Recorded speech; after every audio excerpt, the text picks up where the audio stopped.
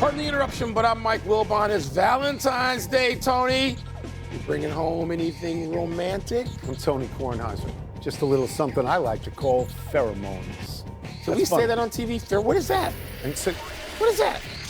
It's stuff in the air. It's in the air? It's like the musk scent. It needs to stay in the air, not be in here. It's a not scent, in your home. It's a scent of some sort. This is the second day in a row we've done a Valentine's Day. Yeah, that's enough Valentine's Day. Yeah, we're a little bit old for Valentine's Day. Welcome to PTI, boys and girls. In today's episode, the Thunder loses, the Chiefs want a decision out of Travis Kelce, and Jay Billis previews tomorrow's 1 versus 2 matchup in college basketball. But we begin today with the Four Nations face-off. Last night, the United States pounced on Finland 6-1, setting up a game tomorrow night against Canada, which won their first game over Sweden. This game will be played in Montreal. Brady Tkachuk, who scored twice last night for the U.S., said, and I'm quoting here, "I think it's going to be the biggest game I've ever played in my career," unquote. Wow. Wilbon, does this feel bigger, smaller, or similar to a Game 7 to you? Smaller to me. And I've been to a lot of Game 7s in the NHL, in the Stanley Cup playoff, a lot. And particularly, in the aughts and the teens, actually, with the Blackhawks playing some Game 7s, winning and losing. And no, it doesn't feel like that to me, but let me go to this. I watched that game last night, and I understand the Tkachuk brothers are fueling, with good reason, multiple goals, the emotion and the effort that goes into the United States winning a game against a team with a different sweater on, and particularly Canada, which is where we're going. Yeah. I get it, and I'm trying to sort of sense it and get it through the television screen. And by the way, Canada's sweaters are spectacular. Beautiful, yeah. And I'm going to watch that too. I'm going to get into it. But wow, Stanley Cup final? I don't equate those two things, do you? You watched the first period last night. Game 7, not the Stanley Cup final. Just said Game 7. Okay, but Game 7 could be later in the tournament. Yeah. Okay. So as I sit here right now, to me, it feels smaller than a Game 7 because this is a brand new thing because I don't know anything about it. It's not the Olympics. It's not the NHL playoffs. No. It's an invention to get rid of a sagging All-Star game. Yeah. That's at the moment, that's all it is. Smart decision. I appreciate what Brady Tkachuk is saying, but to be fair, he's never even played in an NHL playoff game to this point. Unlike his brother has. Who won a Game 7 to win the Stanley Cup, so maybe we ought to ask him. What do my notes say? Look, I think this is a very good idea. I don't know how much stature to attach to it yet because, again, you're not getting a gold medal. You're not getting the Stanley Cup. You have to do it year after year. It's an exhibition. We don't even know if it's on next year. They might play again next week. So what I'm saying Thursday night is it seems, in watching it, it seems like the hockey players are embracing this a lot more than the NBA players are embracing the silly Emirates Cup, which is nonsense. No, they are embracing the Emirates Cup. We don't, but they do. We don't. But you've got to tell me before I commit to it. Right. I got to see it for a while, right? Game 7s. Come on now. Yeah. We've been to some Game 7s. By the way, do you know Sidney Crosby's record as a captain of Team Canada? No. Which he is right now? What is it? 22-0. You want to go against 22-0 in Montreal? You want to take a shot at that? No, you don't. But that game I don't think would be in Montreal. I think that game. Well, this next game is the next Montreal. one is. But if they play again, let's just talk. Then he might Boston, be 23-0. Then Crosby's on the line. I understand, but he's 22-0. He's so great. I root against him, as you know. I know why. I never understood it. You want to root against chumps or you want to root against royalty? Which one? It's my lead. I don't know. I don't want to root against him. I think he's good. Let's move to the NBA and Minnesota beating Oklahoma City last night, 116-101 in Minneapolis. This snapped Oklahoma City's 7-game win streak. And the Timberwolves played without 3 starters, Rudy Gobert, Mike Conley Jr., and Julius Randle. Wilbon, you have Oklahoma City winning the whole thing. Getting to the final. Is this loss a big deal, a little deal, or no deal? No deal. No deal, and here's why. It had nothing to do with Oklahoma City, who is the best team in the league right now by record, who I think will get to the NBA final, but it's going to be difficult. But let me say this. Here's why it's no deal. Because Minnesota has spent an entire season trying to figure out who it is after dealing Karl Anthony Towns to New York for Julius Randle. Randall's been in and out of the lineup some. Rudy Gobert wasn't in the lineup last night. Ant-Man has played fabulously, mostly. But they win 3 in a row or 4 in a row and then win 4 out of 6 and then lose 3 in a row. And you go, come on, Timberwolves, show me who you are. So this was predictable last night. I watched that game and I thought the Timberwolves were going to win that game. They won it convincingly. They needed to win it. Tony, we're talking about 30 games or fewer left in the NBA season right now. No. It's go time, but I don't think it meant anything to Oklahoma City as they just try to get away and get to the All-Star break. I don't think it meant anything to OKC. Your answer surprises me very much. Really? And it surprises me because the other night, when Dallas beat Golden State, great game, you were texting me in the middle of the night. Yes. I woke up to find all these texts. You said how important it was. They were jockeying for position. Right. So I would have thought you would have been a little bit more supportive of this being an important game last night. I tend to believe that there's no game in the NBA that means anything until after the All-Star break. You got nothing until next week. I know, that's how I feel. Yeah. But let me take the other side of this just for a second. Because Oklahoma City has played 54 games this year. They have never, in a regular season game this year, lost by as many as 15 points than they did last night. To a team without 3 starters. Yeah. And if you are looking for symbolism, Anthony Edwards' dunk over your boy in the middle, Holmgren, you would have symbolism in that thing. Yeah. So you're surprising me. Like, I listen to you about the NBA. I listen to you and Windhorst. And both of you say all the time Oklahoma City's the best team. Yeah. Maybe if you lose this game to a team that last year got to the conference finals, maybe this is more meaningful than I think or you think. Maybe. And I'm going to go back. I'm going to concede this to you. The game was important to Minnesota. Okay. I just didn't think the game was important to OKC. Oh. They had nothing to prove. Now, here's where you could be right. Those two could face each other. They could face each other in a series, and Minnesota could say, we got this far last year. We got to the Western Conference Finals, and you guys didn't. So I don't know. But right now, I'm going into this thinking, I'm giving a pass to OKC. I am. I'm going to check with Windhorst. You surprised me because you think that NBA games are important most of the time. I think this was important to Minnesota. Earlier this week, moving to the NFL, Travis Kelce said he hadn't decided whether to play next season, saying he is, quote, kicking every can that I can down the road, close quote. Well, The Athletic reports the Chiefs now want a decision from Mr. Kelce by mid-March. The 35-year-old tight end said on his New Heights podcast, quote, I think I can play. It's just whether or not I'm motivated or it's the best decision for me, close quote. Tony, is it fair for the Chiefs to set a 30-day deadline on one of the great players in the franchise's history? Is it fair to put a deadline on a player? In the abstract, it is fair. A team has a right to know if somebody is coming back or not coming back. What mitigates it in this particular case is this guy is a pillar on this team, one of the greatest players they've ever had. So you just can't, he's not a second-year outside linebacker. Right. So that changes the dynamic of it. Today is February 14th. My understanding is the deadline is March 14th. That's 4 full weeks away. I will say that I concede that it's fair, but it feels like, what have you done for me lately? And what Kelce has done for them lately ain't that much. He had the worst year of his career in terms of catches and touchdowns. Yeah. In his last 2 playoff games, this is the AFC Championship game and the Super Bowl, big games. If you combine his production, you put both together, that's still less productivity than he had in the last 23 singular playoff games. So my sense is that this is conceivably an issue, and you would just hope they'd be on the same page. I'm not sure they are. I'd give him all the time he wants, Mike. Tony, I don't know about fair or not. I think it's reasonable in that if Kelce's going to retire, and even if he's going to come back, Kansas City has to make some plans. And by the way, tight end replacing him or that position is not the number one objective in the offseason. Fixing that offensive line isn't particularly. And if his money comes up, you can fix it. That's right. So you need to plan what you're going to do, your draft strategy, your free agent strategy. All of it is dependent on whether you have, as we both know, one of the most important players in the team's history. Absolutely. This is 15's guy. But you gotta, you don't want to, you want to say this quietly to him, and maybe they should have said it publicly. But I think it's reasonable to ask him that. I made a mistake. It's yards and touchdowns that he had the fewest of his career.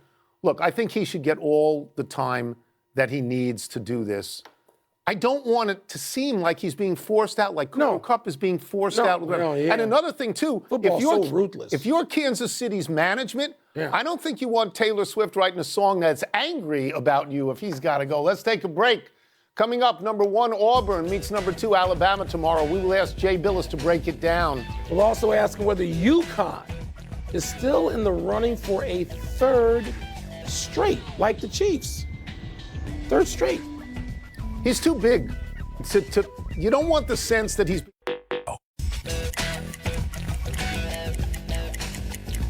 Top-ranked Auburn visits second-ranked Alabama tomorrow, which is where we find... No, basketball.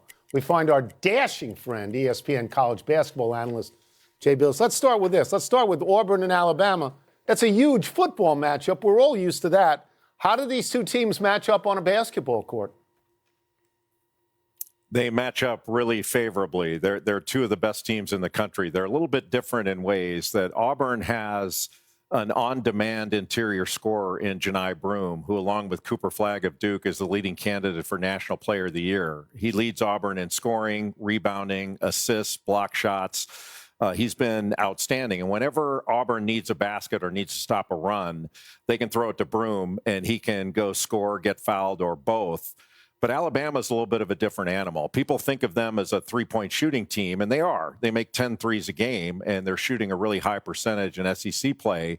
But really what Alabama does is they're a slot driving team that gets the ball in the paint. They attack the paint, and from that, they're able to kick it out and then pass it again and get a lot of open threes. The issue for Alabama against Auburn is going to be two things. It's going to be turnovers and offensive rebounding. If Alabama can limit their turnovers to 10 or less and less than 5 live ball turnovers, they're going to have a great chance to win. And if they can keep Auburn off the offensive glass and limit them to 10 or fewer offensive rebounds, that puts Alabama in a great position to win because they can really score. They like to shoot at the first 10 seconds of the shot clock.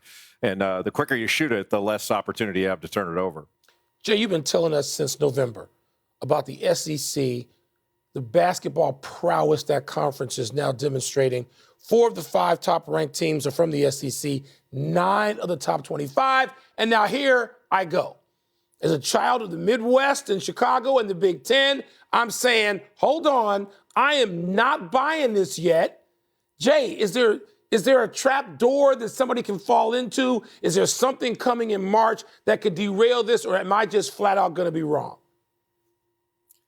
Well, it depends how you value the best conference. Like the best top to bottom, the SEC is the best conference there's ever been in college basketball because of the number of quality teams it has. The last time a conference was this powerful, it was in the mid-1980s in the Atlantic Coast Conference. But the ACC was 8 teams back then. This is a 16-team league. It's a lot easier to have 8 good teams than it is to have 16. Now, that doesn't mean that the SEC is going to have all 8 Elite 8 teams and all 4 Final Four teams in the national champion. It doesn't mean that Duke's not going to win the title or Houston's not going to win it or Iowa State. Those are two different things. And I kind of liken it to the best golfer. Like, just because you win the World Match Play Championship doesn't make you the best golfer in the world. Those are two different things. But I think people value the tournament so much that if the SEC doesn't do really well in the NCAA tournament, people are going to say, they weren't the best conference.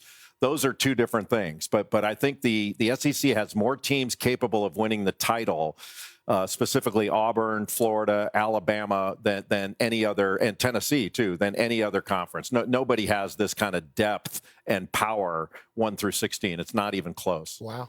It's going to be amazing to watch this the whole winter. Neither you nor I ever believed it would happen. I know. That's right. Jay's been on top of this, so he started telling us this in November. The top 2 teams in the Big 12 play tomorrow. How do you see 6th-ranked Houston, speaking of Houston, what you just did, and 13th-ranked Arizona? Arizona is really good, obviously. Caleb Love is an outstanding guard that has been playing some of his best basketball of late. And after a slow start, Arizona's really picked it up. They're defending better. They're very good on the glass. Tobe Awaka is one of the best offensive rebounders in the country. But anytime you play against Houston, home or away, you have to deal with their pressure. Houston is relentless on the glass. They're one of the best rebounding teams in the country. They lead the nation every year in playing hard. They just play harder than their opponents for longer stretches. But they are so good defensively. They will trap ball screens. They call it monster. They'll trap the post to get it out of there, and they force a lot of turnovers. So they're really difficult to play against. It's going to take a 40-minute concerted effort on the part of Arizona to win this game. I mean, I think Houston's truly, and they're shooting it better than they have in past years. It's always been kind of, or not always, but it's mostly been like, hey, man, they're great defensively. They're great on the glass, getting second shots, but they don't shoot it great. This year, they shoot it really well, and that's going to make them doubly hard to beat. We will get you out of here on this. UConn is outside the top 25 now. Coach Dan Hurley, who you know very well, know his brother, know the whole family, said the other day, and I'm quoting here, "No one gets crowned in February," unquote. Do you think that a third straight title for UConn is actually still in play? It's in play. I wouldn't say it's a probable thing that's going to happen. One thing about UConn, their offense is elite. They're one of the best offensive teams in the country. The issue has been their defense. They have not been great defensively, although in the last couple of weeks, they're starting to trend up. If in the last month of the season, they can play defense at a top 25 level, and right now it's more, I mean, it's trending toward that, but it's more in the top 80. They can make another run at this, but they're not a favorite. They've been a favorite the last 2 years. And they're more of an I hate to say this, but they're more of an underdog type team this year. They're a second weekend team, and if you can get to the second weekend, certainly you can get beyond that. But there are other teams you would favor over UConn. They're still really good, though. And the idea that we'd be even talking about the chance for a three-peat, I never thought I'd be saying this in today's game. It's really remarkable. Well, the idea that we would have you on from Alabama with Alabama and Auburn in basketball is remarkable. Thank you for being with us, Jay. Appreciate it. Thank you. Thank you, guys. Let's take one last break. Still to come, are Tyreek Hill and Noah Lyles really going to race? They're going to race? And Juju Watkins put on a performance last night that her coach called otherworldly. Beat undefeated previously UCLA. Not an upset, according to you. No. Jay actually said it's the best conference ever been, top to bottom. Ever. Happy time, people. Happy 23rd birthday, Jackson Smith and Jigba. The Seattle Seahawks wide receiver made the Pro Bowl after having 100 catches for 1,130 yards and 6 touchdowns. Smith and Jigba was the 20th overall pick in 2023 out of Ohio State. Ohio State receivers are popping up all over. It's a bit odd since Ohio State is the original 3 yards in a cloud of dust offense. Marvin Harrison Jr., 62 catches, 8 touchdowns for Arizona. Terry McLaurin lit it up in Washington. Yeah, 82 catches, 13 touchdowns. Garrett Wilson, 101 catches, 7 touchdowns for the Jets. And the best receiver in college this season was Ohio State freshman Jeremiah Smith. And 2 of my favorite receivers of all time, Ohio State receivers. Chris Carter, how about 130 touchdowns in his career? Could I interest you in that? And Joey Galloway. Yeah. 77 touchdown catches and 16 seasons in the NFL for Joey Galloway. I like him on TV. We should have him as a guest. Happy anniversary, Russell Westbrook. On this day 6 years ago, in his final season in Oklahoma City, Westbrook had a triple-double of 44 points, 14 rebounds, 11 assists. It was his record 11th consecutive game with a triple-double. That streak ended when Westbrook got 43 points and 15 rebounds, but only 8 assists. Westbrook is in Denver now, playing with triple-double machine Nikola Jokic. The two of them have combined for 387 triple-doubles. Westbrook 214, Jokic 173. Jokic has the quickest triple-double of all time. 7 years ago, he needed only 14 minutes and 33 seconds on court to get his 10th assist and close out his triple-double with 1:54 to go in the second quarter, eventually finishing with 30 points, 15 rebounds, 17 assists. This seems to be working, that tandem in Denver. That's good. By the way, you and I have seen almost the whole history of the NBA. Yeah. Anybody ever play harder over a whole stretch of a career than Russell Westbrook? He came to play every night. He gave you what he had every single night. Every night. Happy trails to UCLA's bid for an undefeated season. The top-ranked Bruins suffered their first loss of the season last night at their crosstown rival, 6th-ranked USC. Juju Watkins did it all for the Trojans. 38 points, 11 rebounds, 5 assists, and 8 blocked shots. Great. The rest of our teammates shot just 9 of 37 from the floor. USC coach Lindsey Gottlieb called Watkins' performance otherworldly, adding, quote, "We'll never forget this night. It's as good as anything I've ever seen." The two teams face each other again in UCLA 2 weeks. Juju Watkins was that great, and the 8 block shots stand out. UCLA's got to get back.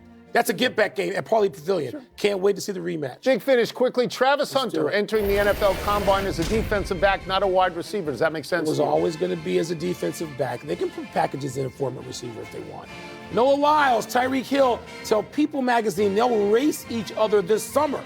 You got to be intrigued by that. Wait, didn't one of them win the gold medal in the 100 and isn't the other a football player? Yeah.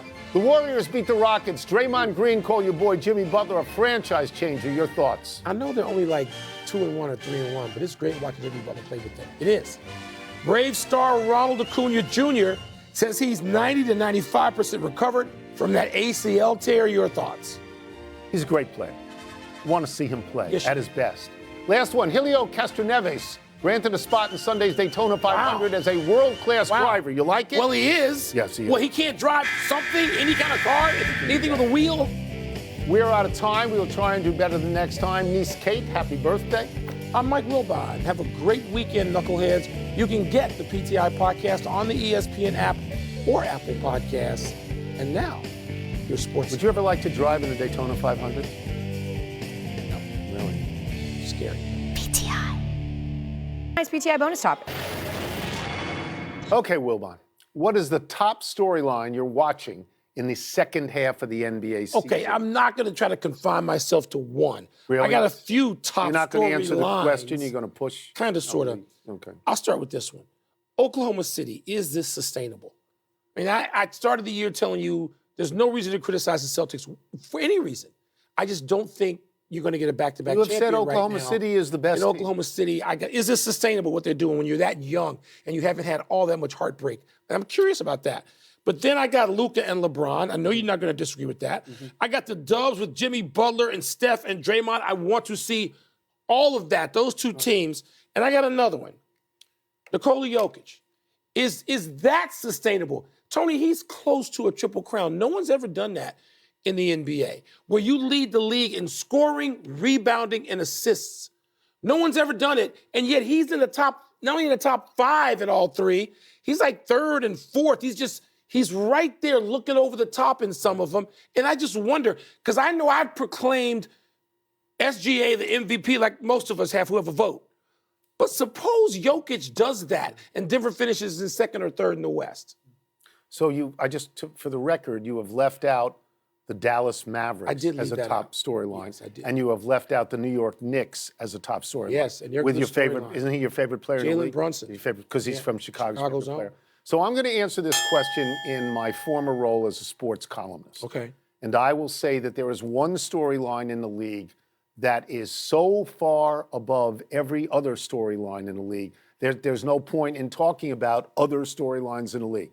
And that is the Lakers with Luka and LeBron. You were so obsessed with Every this. single game should be on national TV. It will be. That's the greatest storyline going forward because you've never seen this before. Yeah. It's it. That's it. Ding, ding, ding. Okay, That's well, it. suppose we're only got about fewer than 30 games left. Okay. Suppose 10 games from now, the team that has really taken off and is coming up the standings is Golden State with Jimmy Butler. Aren't you going to switch horses then? No. No? No, and I love Golden State. And I love the coach and I love the player and all of that. No. The fact that you have traded Luka Doncic to the Los Angeles Lakers, one of the cornerstone franchises in the history of the NBA. Yeah. And that he's with LeBron James, one of the greatest players in the history of the NBA, and doing something at his age that I don't think anybody else has ever done. No, if you're writing a column, you're there every night. Every night. That's it. Get out of here. Get him off this. How about Dallas and can Dak get paid? You're not going to switch to that? Can Dak get paid? We're done. Back to you.